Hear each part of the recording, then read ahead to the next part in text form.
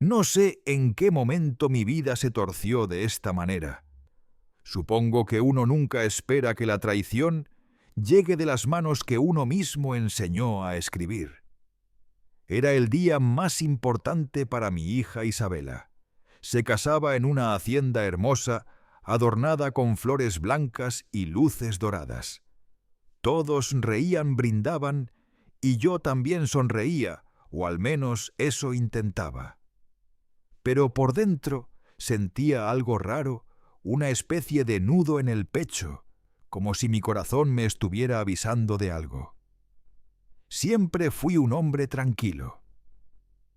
Me llamo Esteban Morales, tengo 74 años, y he pasado la mayor parte de mi vida trabajando cuidando de mi familia y tratando de hacer lo correcto. Mi esposa, Beatriz, falleció hace 5 años, y desde entonces lo único que me mantenía en pie era el recuerdo de ella y la idea de que mis hijas estarían bien. Pensaba que las había criado con valores que nunca les faltó nada, ni amor ni pan en la mesa. Pero esa tarde, entre el ruido de la música y los aplausos, empecé a entender que me equivocaba. La ceremonia había terminado y la gente se dirigía al banquete. Yo observaba a mi hija mayor, Isabela, bailando con su nuevo esposo Rodrigo, un hombre al que nunca logré confiar del todo. Había algo en su forma de hablar, en esa sonrisa tan calculada, que me hacía pensar que detrás de sus palabras siempre había un plan. Mi otra hija, Verónica, bebía vino y reía fuerte, como si quisiera ahogar con risas algo que no quería sentir. Yo estaba sentado mirando el baile cuando mi nieto Santiago, de apenas 13 años, se me acercó. Estaba pálido, con los ojos bien abiertos, como si hubiera visto un fantasma. Abuelo, me dijo en voz baja, «No te enojes conmigo, pero necesito decirte algo». Lo miré preocupado. Le pedí que se sentara a mi lado, pero él negó con la cabeza. «No aquí», susurró. «Ven conmigo, por favor». Salimos por una puerta lateral que daba pie a un pasillo oscuro lleno de retratos antiguos. El sonido de la fiesta quedaba atrás lejano. Santiago se detuvo y respiró hondo. Escuché a mamá y a Rodrigo, dijo. Estaban hablando con un doctor. Creo que se llama Octavio. Dijeron que iban a traerte unos papeles que iban a demostrar que estás perdiendo la cabeza. Por un segundo no entendí. Sentí un zumbido en los oídos, como si el aire se me hubiera ido del cuerpo. «¿Qué estás diciendo, hijo?», pregunté, intentando mantener la calma. «Que van a hacer que parezcas loco, abuelo, que así podrán quedarse con la casa y con todo lo tuyo». Me quedé mudo. No supe qué contestar. Solo miré al niño, a mi nieto, ese pedacito de mi hija que aún conservaba algo de inocencia. «¿Estás seguro de lo que oíste?», le pregunté. Asintió. «Lo escuché todo, abuelo. Mamá dijo que esta noche firmarías los papeles delante de todos». Apreté mi bastón con fuerza. Sentí una mezcla de miedo y rabia que no recordaba haber sentido desde joven. «¿Por qué me dices esto, Santiago? Porque no quiero que te hagan daño». Mamá no es mala, pero Rodrigo la convence de cosas. Dijo que tú no puedes seguir solo, que necesitas ayuda. «¿Ayuda?» La palabra me sonó amarga. He vivido solo desde que Beatriz murió, pero nunca me faltó nada. Mis manos aún temblaban, pero mi mente estaba clara. Esa claridad me dolió porque me hizo ver lo que estaba pasando de verdad. Le puse una mano sobre el hombro a mi nieto. «Gracias por decírmelo, hijo. Eres valiente». Él bajó la mirada. «No le digas que te conté, por favor. Me da miedo. No te preocupes, Santiago. Esto quedará entre nosotros». Caminé de regreso al salón despacio. Cada paso se me hacía más pesado. Las luces, la música, las risas, todo parecía falso.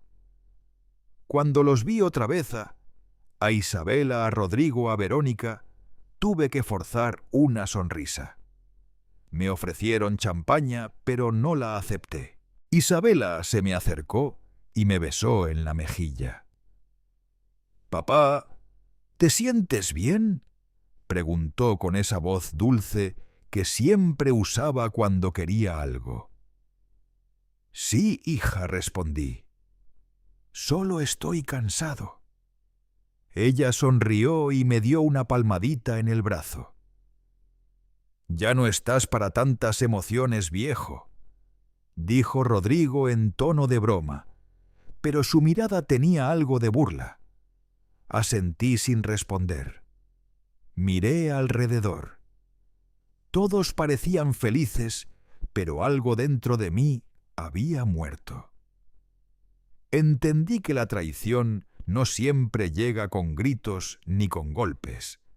A veces llega vestida de fiesta con música y flores y el rostro de quien más amas. Esa noche no me quedé al baile. Me despedí diciendo que estaba mareado. Subí a mi coche y antes de encenderlo, me quedé mirando por el retrovisor. Dentro del salón, los tres reían. Rodrigo abrazaba a mi hija y levantaba la copa. Verónica bailaba. Mi nieto me miraba desde una esquina serio con la cara llena de miedo. Arranqué el motor. En la carretera bajo el cielo oscuro de Guanajuato, sentí las lágrimas caer sin poder detenerlas. «¿Qué hicimos mal, Beatriz?», murmuré. «¿En qué momento nuestros hijos se convirtieron en extraños?». La lluvia empezó a golpear el parabrisas.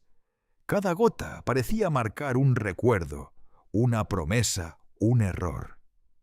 Y allí solo con el sonido del motor y la tormenta, supe que algo dentro de mí había cambiado para siempre. No era solo tristeza. Era la certeza fría y amarga de que mi propia sangre se preparaba para enterrarme en vida.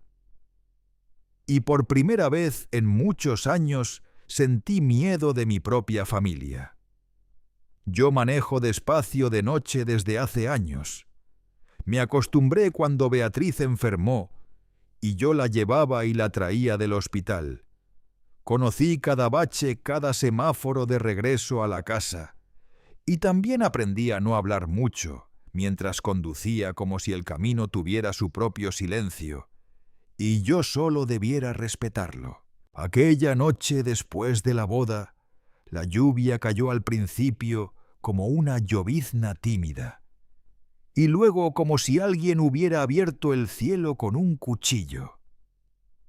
Las gotas pegaban contra el parabrisas, y yo avanzaba con los hombros tensos, sintiendo en el cuerpo un cansancio raro diferente al de otros días. No era cansancio de viejo, era otra cosa, un peso adentro que no encontraba lugar. Al llegar a la casa, me quedé unos segundos con el motor encendido. En el retrovisor vi mi cara marchita más pálida que de costumbre.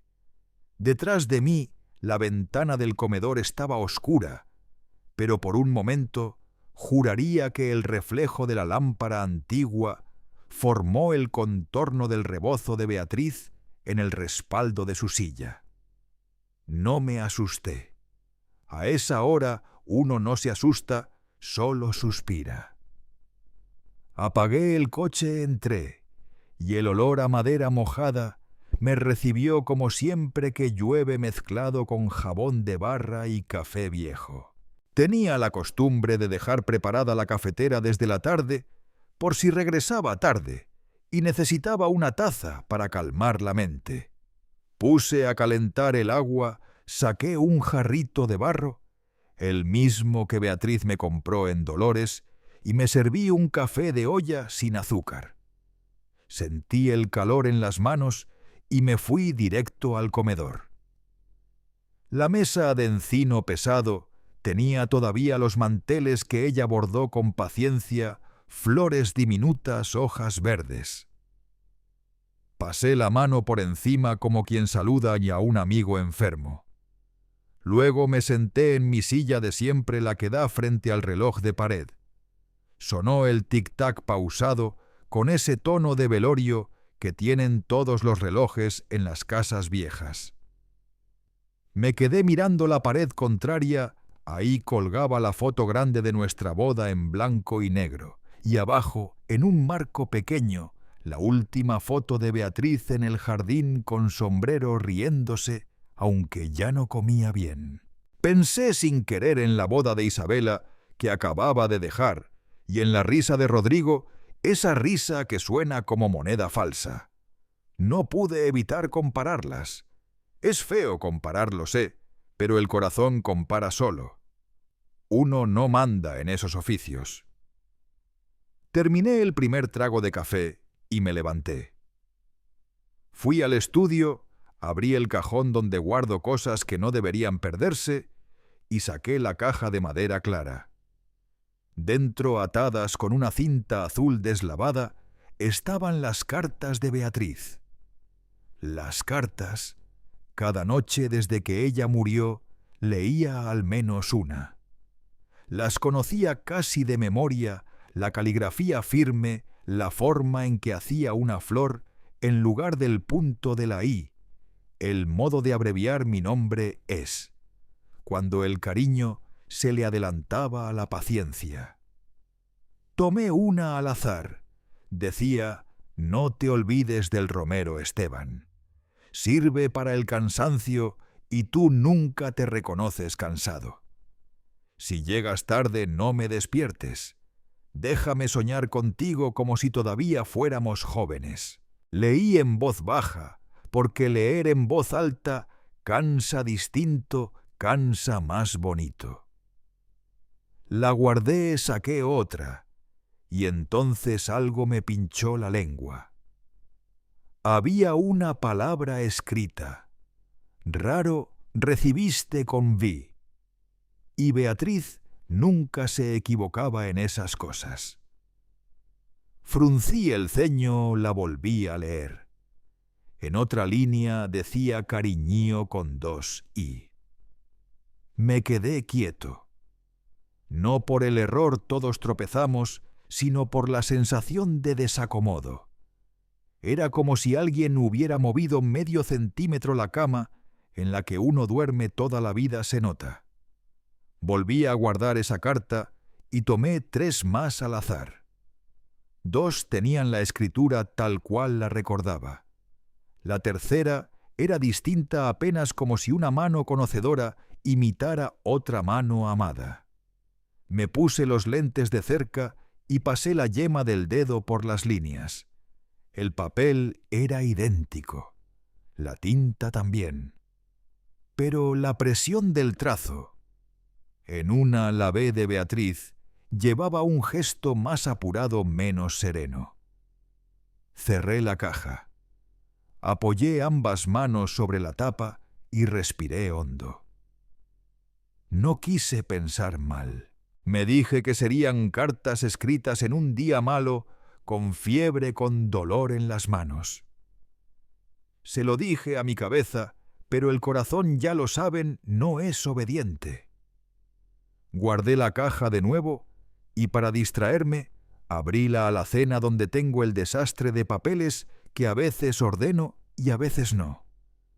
Hay recibos de luz, facturas viejas, tarjetas de Navidad, un librito de cantos de misa, una estampita de la Virgen de Guadalupe y abajo de todo un sobre grande con el sello de la aseguradora. Ahí estaba desde hace meses. Lo había dejado para revisarlo con calma alguna tarde soleada, pero las tardes soleadas se gastan sin pedir permiso. Rompí el sobre con cuidado. Venía una copia del estado final de servicios del hospital con fechas, códigos, firmas. Empecé a leer sin mucha fe, como quien repasa un menú conocido.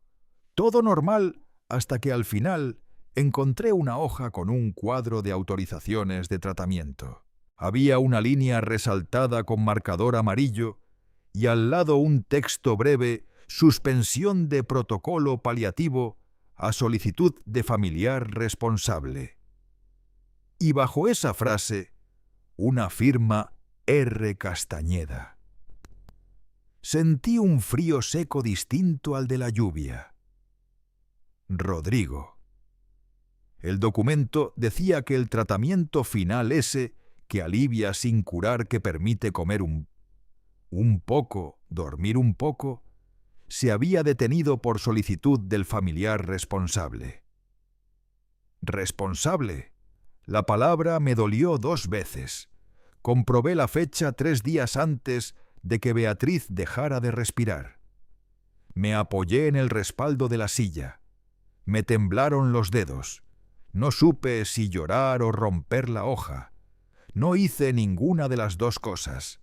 Cuando uno es viejo, aprende que hay lágrimas que es mejor guardar para después, cuando estén más maduras. Miré el reloj. Eran las 11:30. La lluvia seguía. Me levanté con el papel en la mano y fui hasta el pequeño altar de la sala. Encendí una veladora. La llama tardó en agarrar. La mecha estaba húmeda. Puse el papel a un lado sin que se quemara, y me quedé mirando el rostro de la Virgen, que siempre me ha parecido una muchacha seria, con una paciencia infinita. Madre, dije en voz baja, tú sabes la verdad. Yo por ahora solo sé que algo huele mal. Me quedé allí de pie más de lo que mis rodillas aconsejan. Luego regresé a la cocina y llamé a Isabela. No contestó. Llamé a Verónica. Nada. Escribí un mensaje corto que no envié. Hija, necesitamos hablar de tu madre. Lo borré. Me serví más café. El segundo jarrito siempre cae más amargo. Caminé de nuevo al comedor. La silla de Beatriz parecía cerca y lejos al mismo tiempo. Recordé con una claridad que me apretó la garganta la tarde en que firmamos el seguro de gastos médicos. Ella bromeó con el agente, dijo: «Yo firmo todo menos el permiso para irme antes que mi marido». Nos reímos. En ese entonces la muerte era un mal chiste que todavía no tenía mi dirección. Sentí el zumbido del teléfono fijo. No suena casi nunca a esas horas, y menos desde que todos hablan por el aparato que llevamos en el bolsillo. Contesté. Una voz grabada de la compañía de teléfono me anunció una actualización de servicio. Colgué. Me quedé con el auricular en la mano, escuchando el silencio de la línea, ese silencio hueco como de pozo. Entonces, contra mi costumbre, marqué el número del hospital. No sabía qué iba a decir si alguien respondía. Afortunadamente, nadie respondió. Un contestador dejó un mensaje de horarios. Colgué de nuevo y apoyé la frente en la palma. No hay prisa, me dije, pero hay que llegar. Volví a abrir el sobre de la aseguradora y lo revisé con calma. Otro papel tenía una nota de recepción con la firma de una secretaria. Ahí decía: entrega en mano a señor R. Castañeda. Me mordí el labio. Fui hasta el estudio y busqué la carpeta donde guardo copias de poderes, escrituras, documentos de la casa. Verifiqué el apartado de familiar responsable. Yo había puesto a Isabela como contacto de emergencia. A Rodrigo lo dejé como apoyo alterno a petición de ella, porque Rodrigo conoce a medio mundo. En el hospital me dijo entonces: en ese tiempo yo quería creer que conocer gente era algo bueno. Me senté y dejé que el aire entrara por la nariz despacio. En la mesa, las cartas de Beatriz seguían atadas con la cinta azul. Las miré de lejos como se mira un retrato cuyo parecido ya no tranquiliza. Tomé una carta de las seguras de las sin faltas de ortografía y la acerqué a la veladora. Leí solo una línea: no pelees con el mundo. Esteban, el mundo se cansa. Pelea con la mentira, que esa no se cansa jamás. Apagué la veladora con los dedos como hacía ella a pellizco rápido. Recogí el papel de la aseguradora, lo guardé en un folder de plástico transparente y lo metí en el cajón del aparador, donde ya no guardo cubiertos finos, sino esas cosas que uno necesita tener a mano cuando la vida se pone chueca. La lluvia empezó a aflojar. En algún punto, un perro ladró 3 veces y se cayó. Volví a la ventana del otro lado. El jardín donde Beatriz plantó su romero seguía verde insolente a pesar de todo. Apoyé la frente en el vidrio frío. Pensé en Santiago, en su cara asustada, en su lealtad de niño, que aún no aprende a justificar lo injustificable. «No te preocupes, hijo», dije sin voz. «Yo no me voy a dejar». El reloj marcó la medianoche. Guardé el bastón recargado en el respaldo, apagué la luz del comedor y me quedé con la de la cocina tenue encendida, como se deja un farol para el que llega tarde. Subí despacio las escaleras con cuidado de no mirar demasiado la silla de ella, la silla de siempre donde a veces creo ver el rebozo. Antes de cerrar la puerta de mi cuarto, me detuve y dije en el aire: «Si la verdad está ahí, vendrá. Y si no viene, iré por ella». Fue entonces, justo en ese momento de medias palabras, cuando escuché el timbre del teléfono móvil vibrar en la mesa de noche, un mensaje de número desconocido sin nombre con una sola línea: «Mañana 10 a.m. Evaluación con el doctor Octavio. No falte». No respondí. Me senté en la cama con el aparato en la mano y sentí por primera vez que no estaba loco. Lo que estaba era a tiempo, y a veces llegar a tiempo es lo único que todavía le queda a un hombre viejo. Dormí mal esa noche. Me dormía y despertaba cada hora con el sonido de la lluvia todavía en la cabeza. A las 6 me levanté, aunque el cuerpo pedía quedarse quieto. Preparé café tosté, un pedazo de pan viejo, y lo unté con mantequilla fría. El silencio de la cocina era denso, como si el aire también sospechara algo. Dejé el teléfono sobre la mesa y lo miré de reojo. El mensaje del número desconocido seguía ahí. Mañana 10 a.m. Evaluación con el doctor Octavio. No falte. No respondí, pero tampoco lo borré. Quería verlo recordar que no había sido un sueño. A las 9:30, un auto blanco se estacionó frente a mi casa. Lo reconocí enseguida. Era el coche de Rodrigo. Se bajó con su traje de siempre, ese que usa para fingir ser más importante de lo que es. Venía acompañado de otro hombre de cabello entrecano, portando un maletín de cuero. No necesitaba que se presentara, sabía que era el doctor Octavio. Desde la ventana los vi hablar unos segundos. Rodrigo señaló la casa y luego ambos subieron los escalones del porche. El timbre sonó 3 veces. No abrí. Desde adentro los escuché murmurar: Rodrigo tocó de nuevo más fuerte. «Suegro, es el doctor Octavio». «Solo queremos hablar un momento». No contesté. Tomé mi teléfono y empecé a grabar con la cámara apuntando hacia la puerta. «Tenemos autorización de la familia», dijo la voz del doctor. «Solo queremos hacerle una evaluación cognitiva nada invasivo». Seguí callado. Después de unos minutos, el tono cambió. Rodrigo empezó a golpear con la palma. «Papá, esto no es necesario. Mamá no está. Y tú no estás bien. Abre la puerta». Esa frase me ardió. «No estás bien».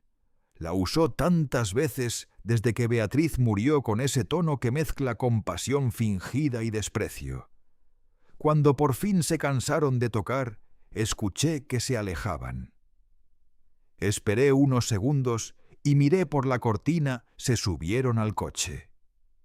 Antes de irse, Rodrigo sacó el teléfono y tomó una foto de la fachada. Luego arrancaron. Apagué la grabación. Sentí un temblor en las manos, no de miedo, sino de esa rabia vieja que uno ya no puede sacar gritando. Llamé a Verónica. Esta vez contestó. Papá dijo fingiendo alegría: «¡Qué sorpresa!». Todo bien vino Rodrigo con un doctor. Hubo un silencio breve. «Ah, sí», dijo al fin. «Isabela quería asegurarse de que estuvieras acompañado, que no te sintieras solo. El doctor solo quería saludarte». «¿Saludarme con diagnóstico?», pregunté seco. No respondió. «¿Sabes quién firmó para autorizar esa visita?». «No lo sé, papá».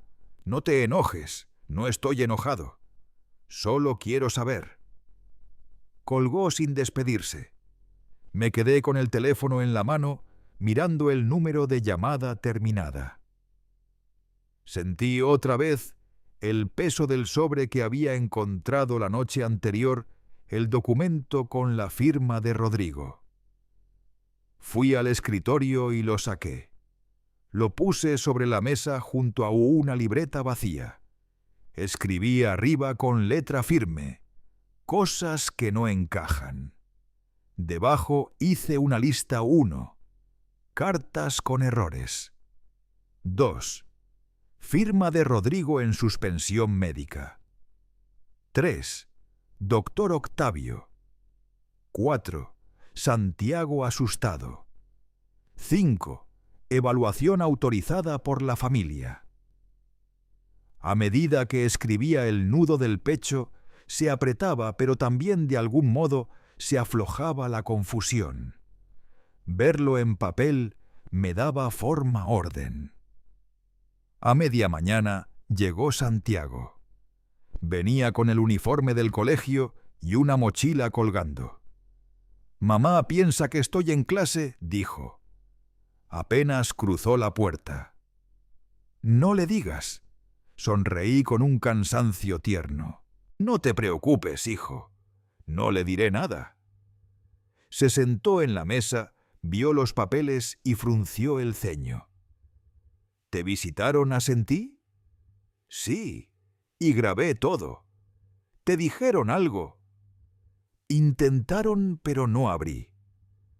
El chico se quedó callado, luego bajó la voz. «Anoche escuché a mamá discutir con Rodrigo. Dijo que si tú no firmabas hoy, iban a traer un notario con un diagnóstico médico». Lo miré con una mezcla de orgullo y tristeza. A esa edad no se debería saber nada de esas cosas. «Gracias por contármelo, Santiago». «¿Qué vas a hacer, abuelo?» Me quedé mirando la ventana. El sol se colaba débil entre las nubes. «No lo sé todavía», le respondí, «pero ya no pienso quedarme quieto». Después de comer, lo acompañé hasta la esquina, donde un amigo suyo lo esperaba en bicicleta para volver al colegio. Me quedé viéndolo irse. Cuando desapareció, volví a casa y marqué el número del abogado que un viejo conocido me había recomendado años atrás. Licenciado Álvarez, dije cuando respondió: soy Esteban Morales. Necesito su ayuda. Me citó para el día siguiente a las 11 de la mañana.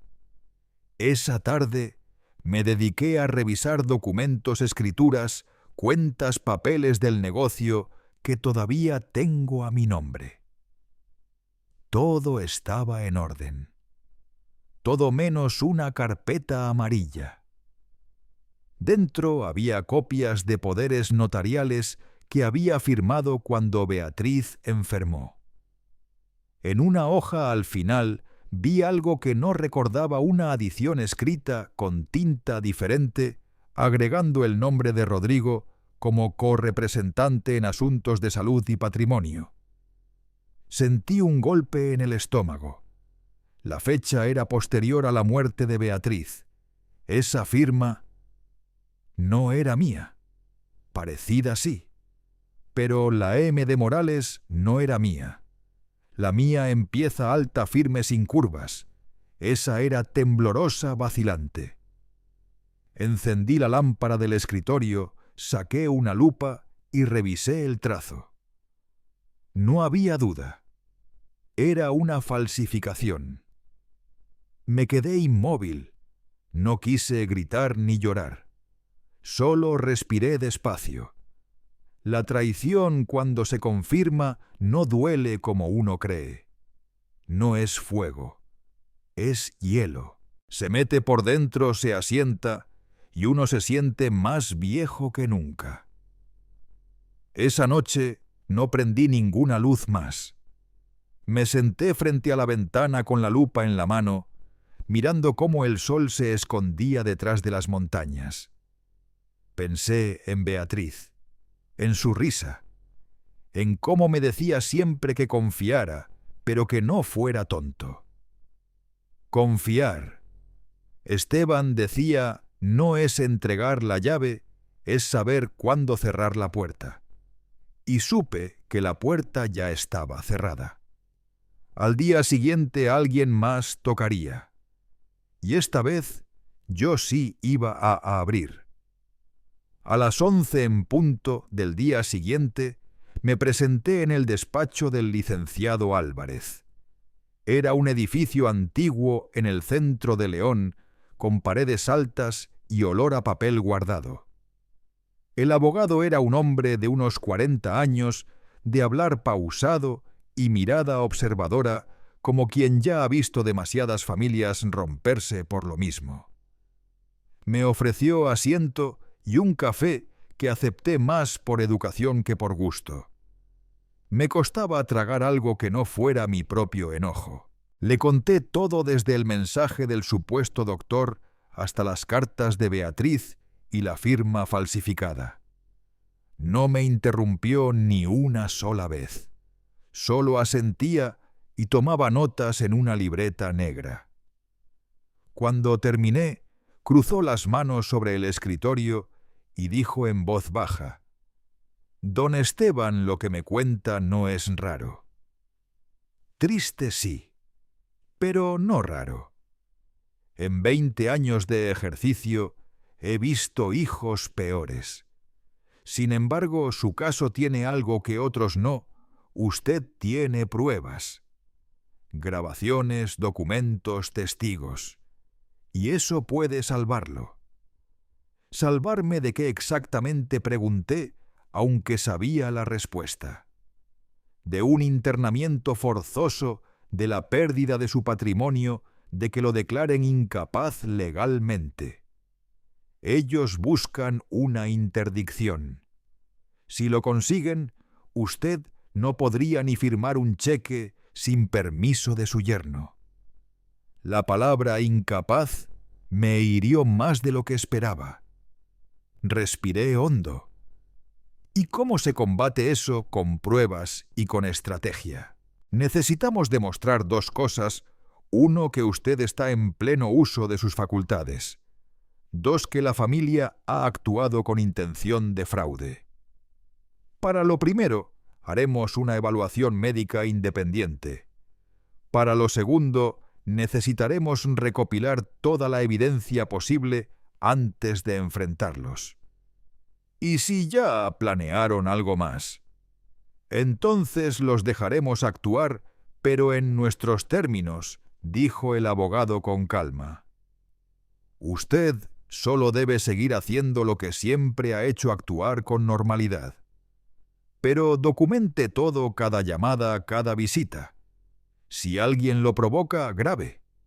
Si alguien le pide firmar algo, no firme. Asentí en silencio. Me sentía cansado, pero también extraño alivio. Por primera vez en días, alguien hablaba conmigo como a un hombre, no como a un enfermo. Antes de irme me pidió copia de los papeles y me dio su tarjeta. Voy a contactar a un perito grafólogo, añadió. Si su firma fue falsificada, lo confirmaremos. Salí del despacho con el sol en la cara y la sensación de que el aire pesaba menos. Pero al llegar al coche, vi algo que me heló otra vez: una camioneta negra estacionada enfrente con los vidrios polarizados. No le di importancia al principio, pero cuando arranqué, noté que arrancaron también. Manejé 3 cuadras, luego 4. El vehículo seguía detrás manteniendo distancia. En la esquina de una tienda de abarrotes frené de golpe. Ellos siguieron derecho, pero vi claramente el rostro del conductor. Cuando giró el volante, era uno de los hombres que trabajaban para Rodrigo en su empresa. Sonreí sin querer. Si me estaban siguiendo, era porque ya sabían que algo se les escapaba. Esa noche, al llegar a casa, encendí todas las luces. Revisé las ventanas, las cerraduras, el portón. Luego me senté en la sala frente a la foto de Beatriz. «Parece que ahora sí va en serio», le dije en voz baja. «No te preocupes, no pienso rendirme. Me preparé una sopa instantánea la primera vez que cocinaba algo tan pobre en años. Mientras comía pensaba en Santiago. No lo había visto desde la mañana anterior. «Lo llamé», contestó bajito. «Abuelo, no puedo hablar mucho», susurró. «Están peleando. Rodrigo grita que vas a arruinar todo, que el abogado te está metiendo ideas. Dijo que si no firmas esta semana, va a hacerlo a la fuerza». «¿A la fuerza cómo?», pregunté con el corazón apretado. «No sé, pero escuché a mamá llorar. Dijo que ya no puede detenerlo. Se me heló la sangre. Escúchame bien, hijo», dije con voz firme. «No salgas de casa si no estás con ella. Y si algo raro pasa, me llamas». «Sí, abuelo. Te quiero». «Yo también, hijo». «Mucho». Colgué y me quedé mirando la pantalla apagada. Por dentro sentí una mezcla de rabia y ternura. Un niño de 13 años protegiendo allí a un anciano de 74. El mundo se había volteado. Fui al escritorio y saqué un cuaderno nuevo. Escribí Plan B. Debajo una sola frase: «Ellos no saben que yo ya sé». Me pasé la noche escribiendo nombres, fechas, lugares. Recordé conversaciones, detalles, miradas. En la madrugada, el sueño me venció sobre el escritorio. Soñé con Beatriz otra vez. Estaba en el jardín podando el romero con esa calma suya que parecía infinita.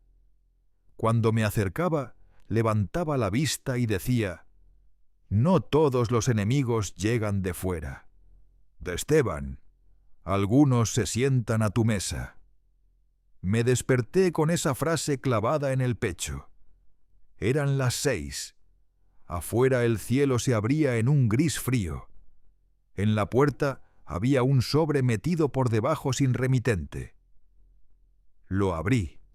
Dentro solo una foto yo saliendo del despacho del abogado con fecha y hora marcadas. Detrás escrito a mano con tinta azul. No te metas en lo que no entiendes. No sentí miedo. Sentí confirmación. El juego había empezado. Y esta vez no iba a jugar solo. Ese día el sol parecía tener algo personal conmigo. Entraba por las ventanas con una furia que quemaba los ojos. La foto que alguien había dejado bajo la puerta todavía estaba sobre la mesa del comedor. La miré mientras me servía café, tratando de entender el mensaje. No era una amenaza directa, era peor una advertencia disfrazada de consejo. No te metas en lo que no entiendes.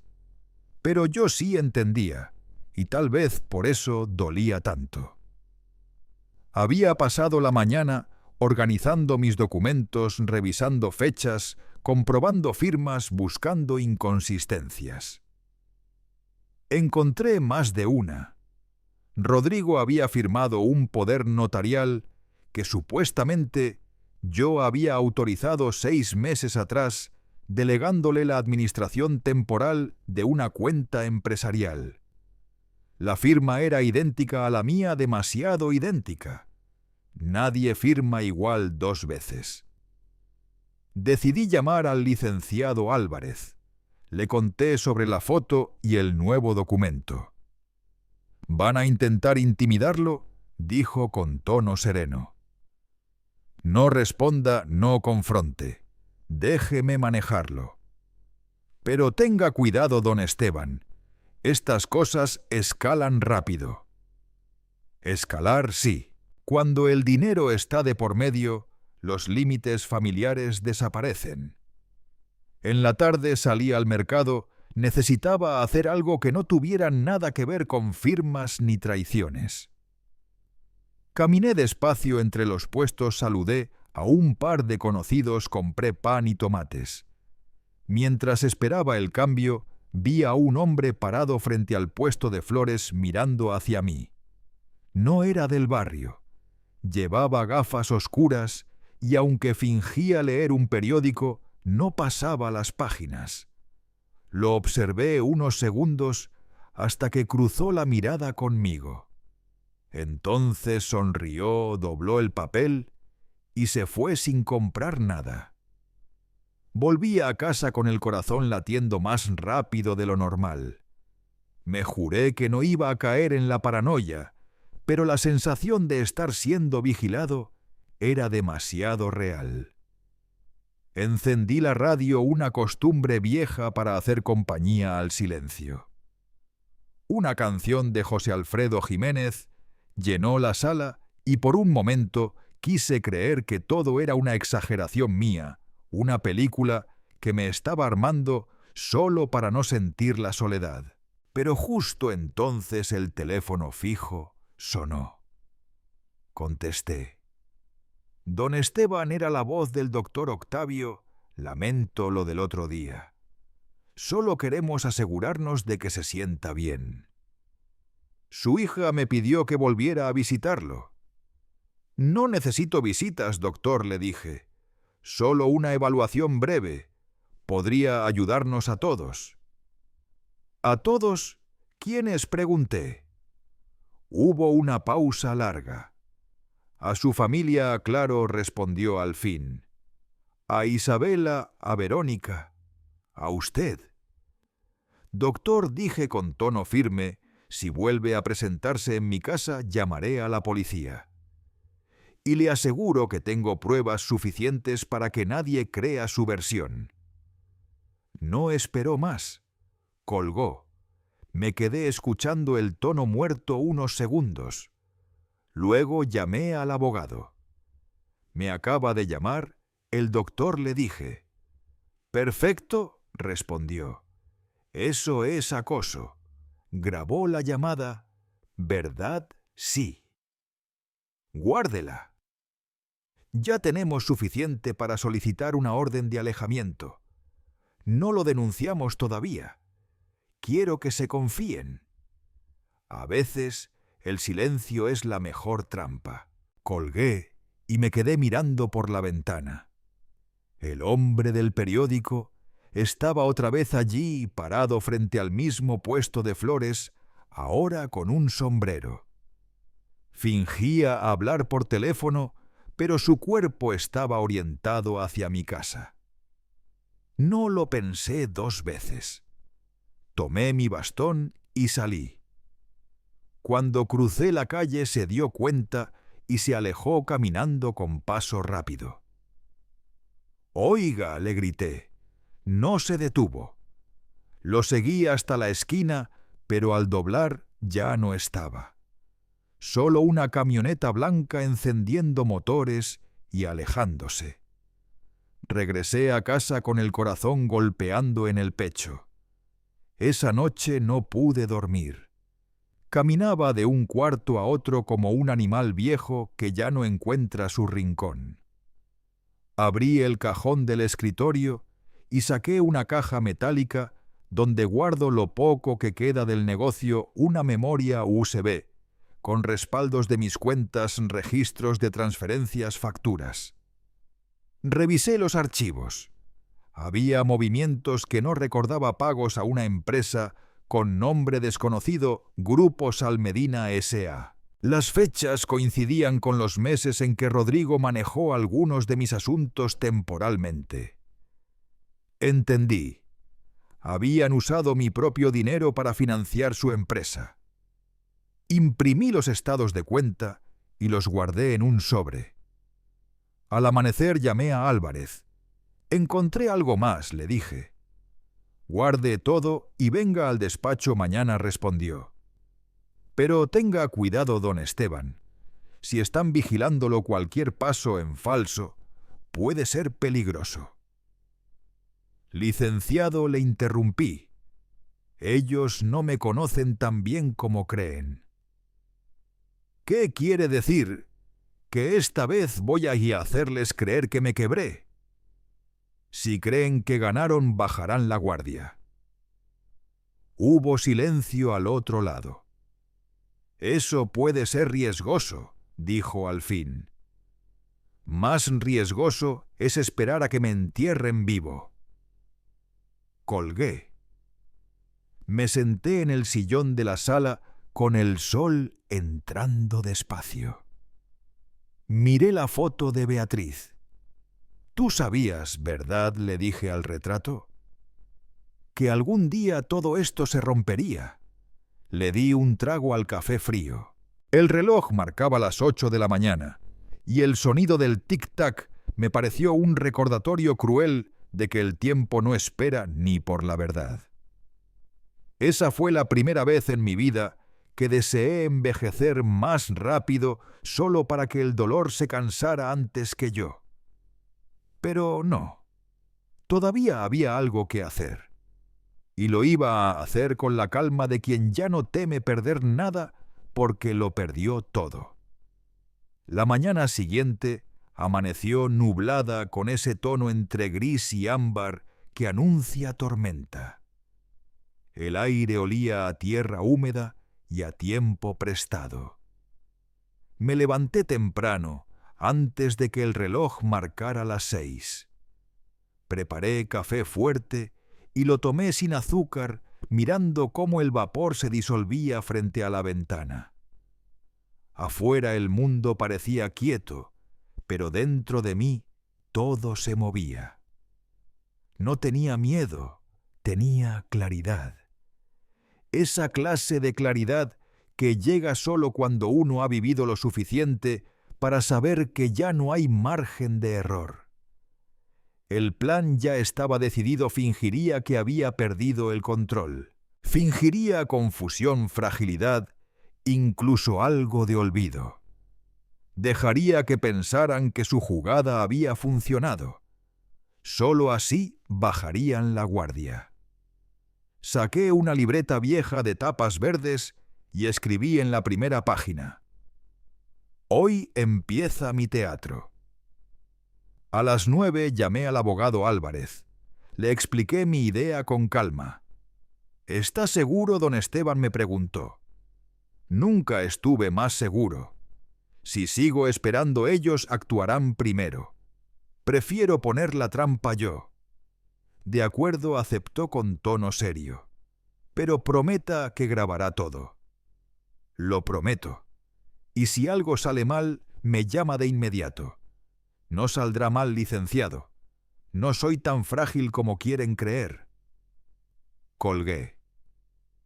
A media mañana recibí la llamada de Isabela. No me llamaba desde la boda. Su voz sonaba forzada, dulce, como el veneno que se disuelve en miel.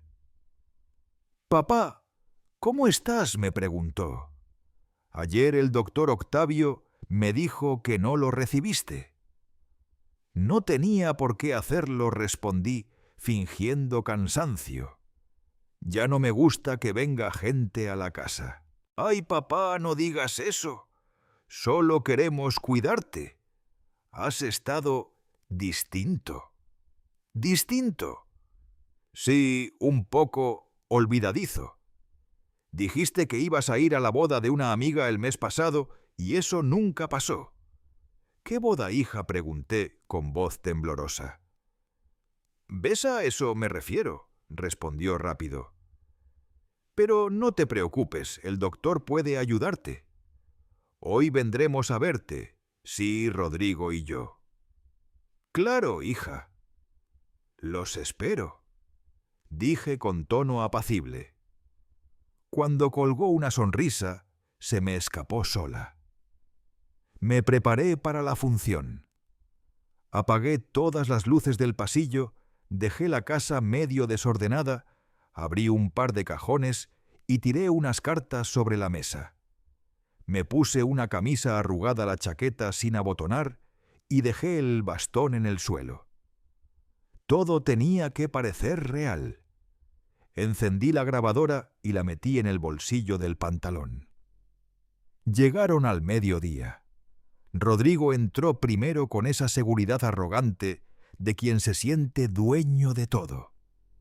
Detrás venía Isabela fingiendo preocupación. «Papá, qué calor hace aquí», dijo al entrar. «No me di cuenta», respondí despacio. «Olvidé abrir las ventanas». «¿Olvidaste?», preguntó Rodrigo con tono burlón. «Eso te pasa seguido, ¿no?» «Tal vez. A veces pierdo la cuenta», murmuré mirando al suelo. «¿Has comido?», insistió Isabela. «No recuerdo. Creo que sí». Rodrigo cruzó una mirada con ella. Era justo lo que necesitaban oír. «Por eso estamos aquí», dijo poniéndose serio. «No puedes seguir solo, suegro». «No es seguro. Yo estoy bien», respondí. «A veces me canso, pero eso es normal a mi edad». «No, no lo es», interrumpió Isabela. «Queremos lo mejor para ti. El doctor Octavio vendrá más tarde. No te preocupes, solo quiere hacerte unas preguntas». «Está bien, hija», dije con voz apagada. «Si tú lo dices». Fingí confusión todo el tiempo. Mezclé nombres, me hice el torpe con las fechas.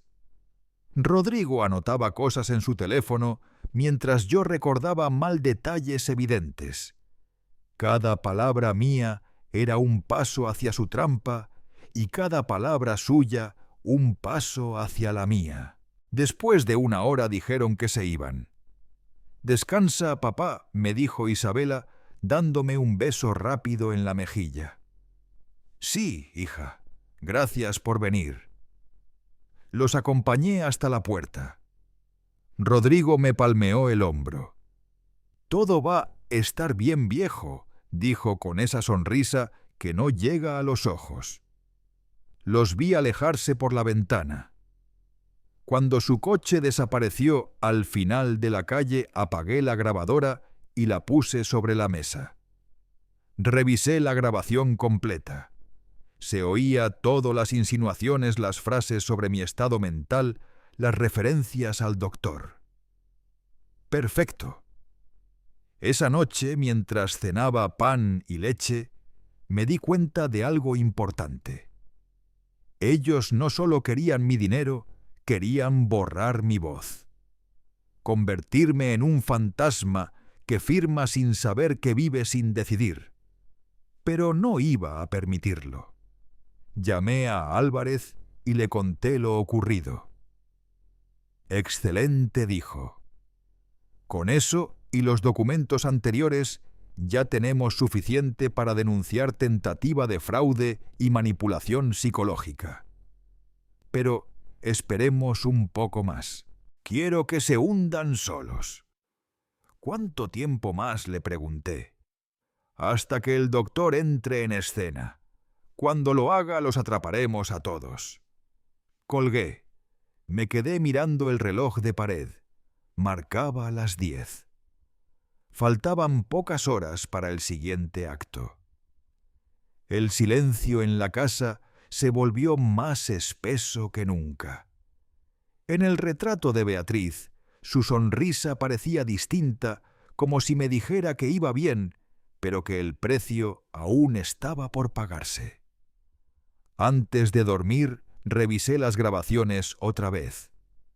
En una parte, cuando fingía olvidar el nombre de Verónica, se escuchaba claramente cómo Isabela le susurraba a Rodrigo: «Viste, ya no está bien. El doctor lo confirmará». Cerré los ojos. Sentí la rabia latir bajo la piel. «No estoy enfermo, hija», murmuré al aire. «Estoy despierto». Esa fue la última frase que dije antes de apagar la luz. Y por primera vez en mucho tiempo dormí sin miedo. Porque al amanecer sabía que el juego estaba por volverse mío. Desperté antes del amanecer. El aire olía a polvo viejo y café recalentado. Sabía que ese día no sería uno más. Era el día en que todo saldría a la luz. Me vestí despacio con la misma camisa blanca que usé en el funeral de Beatriz. No por nostalgia, sino porque me recordaba quién fui antes de que el dinero y la mentira corrompieran a los míos. Revisé mi grabadora, el sobre con los documentos y la carpeta que me preparó el licenciado Álvarez. Todo estaba listo.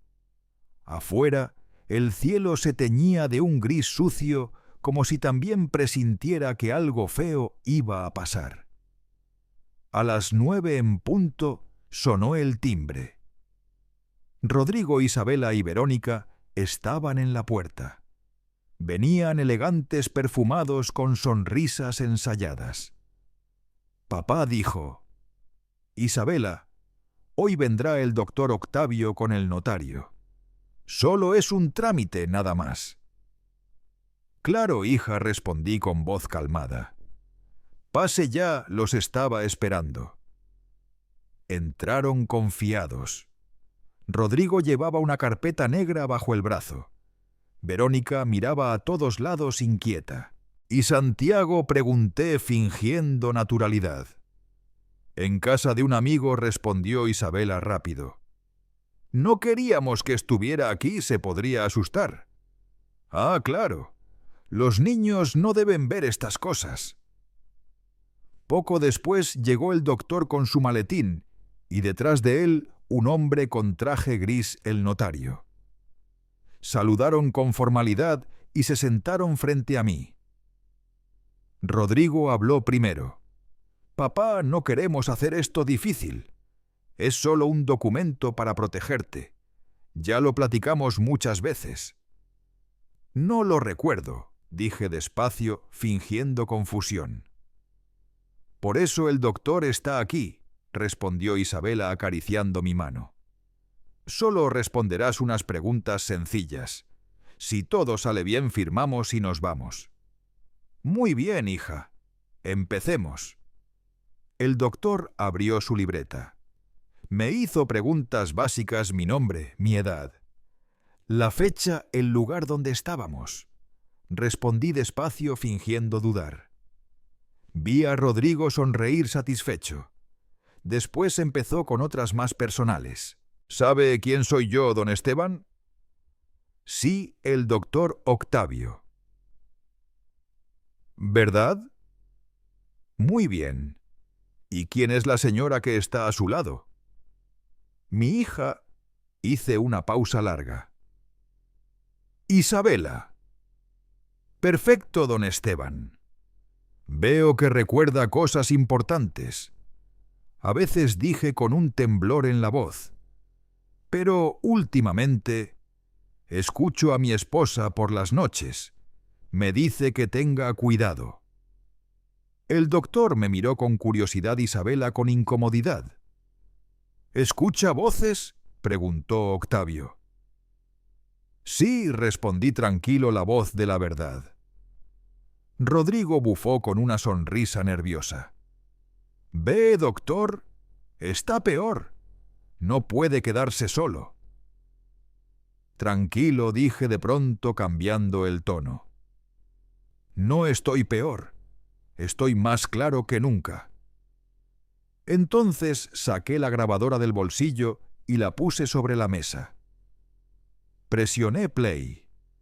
La voz de Isabela sonó en la sala nítida. «Viste, ya no está bien. El doctor lo confirmará».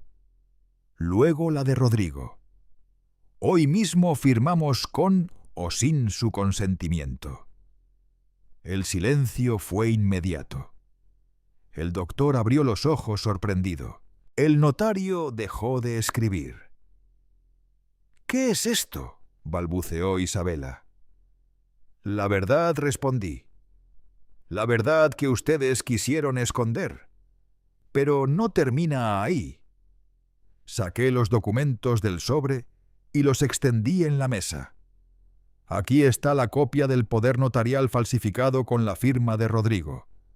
Aquí los estados de cuenta que prueban que usaron mi dinero para financiar su empresa. Y aquí la carta del hospital con su autorización para suspender el tratamiento de su madre. Verónica rompió en llanto. «Yo no sabía, papá». Rodrigo la miró con rabia. «¡Cállate! Todo era por el bien de la familia». «El bien», dije levantándome con esfuerzo. «Llamas bien a robarle la dignidad a un hombre viejo. ¿A matar a tu madre antes de tiempo para ahorrar dinero?» Isabela se llevó las manos a la cabeza. «No digas eso, por favor. Lo digo porque es la verdad». El doctor Octavio pálido se levantó. «Esto es grave. No puedo seguir participando». «Demasiado tarde, doctor», intervino una voz desde la puerta. Era el licenciado Álvarez, acompañado de un policía judicial. «Tenemos orden de investigación», dijo, mostrando una carpeta.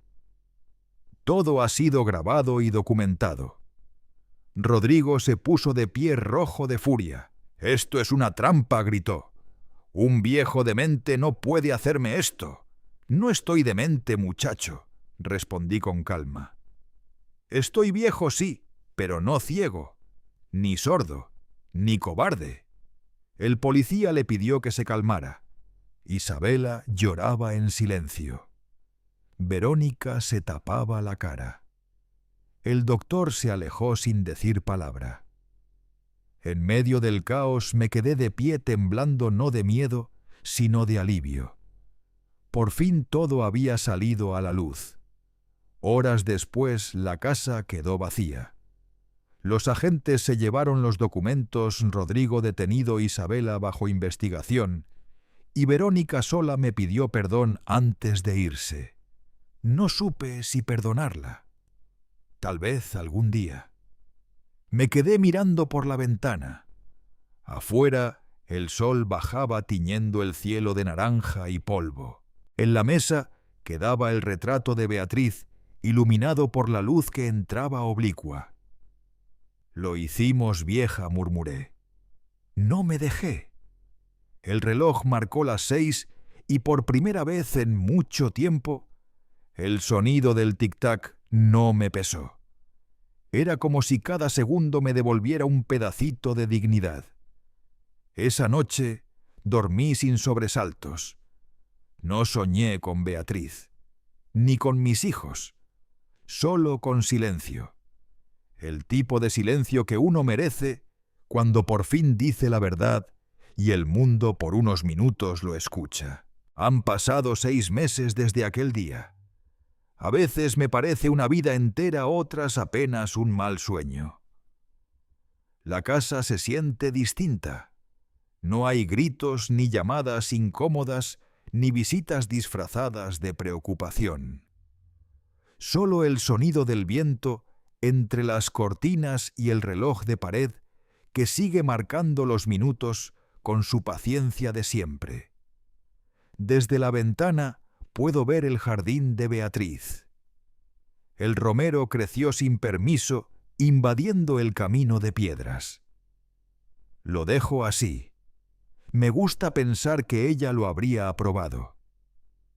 En estos meses muchas cosas cambiaron. Rodrigo fue condenado a 3 años por falsificación y fraude. No lo odié, tampoco lo perdoné.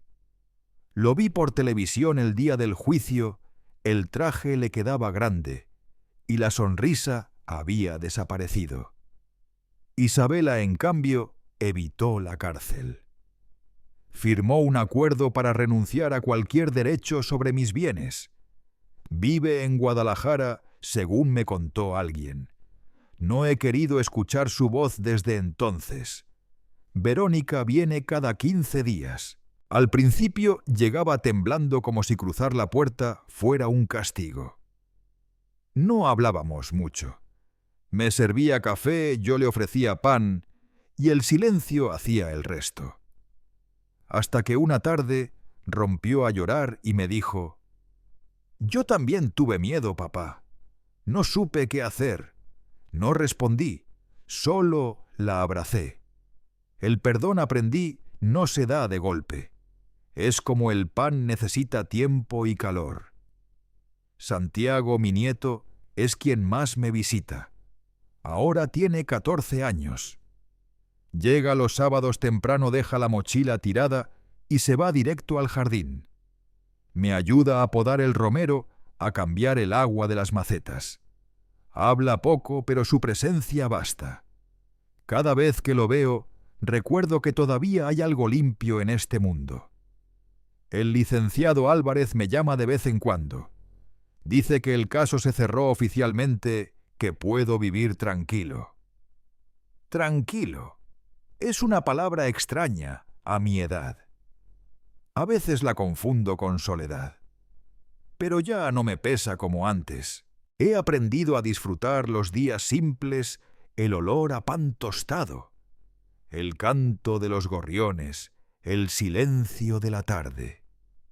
Por las noches, antes de dormir, leo las cartas verdaderas de Beatriz. Las reconozco por el trazo, por la ternura sin artificio. En una de ellas, escrita cuando recién nos casamos, dice: «Si algún día la vida se pone oscura, no enciendas luces. Espera a que tus ojos se acostumbren a la noche». Creo que eso hice. Me acostumbré a la oscuridad y en ella aprendí a ver distinto. Hace unas semanas recibí una carta sin remitente. Dentro una hoja doblada con una sola línea. Espero que algún día puedas perdonarme. No hizo falta leer la firma. La guardé en la misma caja donde están las de Beatriz, pero sin mezclarla. Hay perdones que necesitan más distancia. A veces me visitan los recuerdos, no los malos, sino los otros, los desayunos de domingo, el olor del guiso de mi esposa, las risas de las niñas pequeñas corriendo por el pasillo. Esos recuerdos ya no duelen. Son como fotografías viejas que uno mira con cariño y un poco de resignación. Hoy, mientras escribo esto, Santiago está sentado frente a mí haciendo su tarea. Me mira de reojo y sonríe cuando me sorprende observándolo. Le pregunto si quiere pan con miel y asiente. Su voz cambia de tema con la naturalidad de los que aún no cargan el peso del pasado. Abuelo, ¿cuándo plantaste ese romero? Me río. Tu abuela lo plantó, hijo. Hace mucho. Dijo que el romero era para la memoria, que así no olvidaríamos lo importante. Él me mira serio y responde: entonces nunca lo cortes. El sol entra por la ventana tibio amable. Afuera canta un gallo. El reloj da las 6 y por primera vez en meses no siento el tic-tac como amenaza, sino como compañía. Me levanto despacio camino hacia el jardín. Toco las ramas del romero. Su aroma llena el aire. Cierro los ojos. ¿Ves, Beatriz? Susurro. El romero sigue vivo. Yo también. Y entiendo por fin que la vida, incluso después del trueno, encuentra su manera de seguir creciendo. No igual, no intacta, pero viva. Y con eso basta.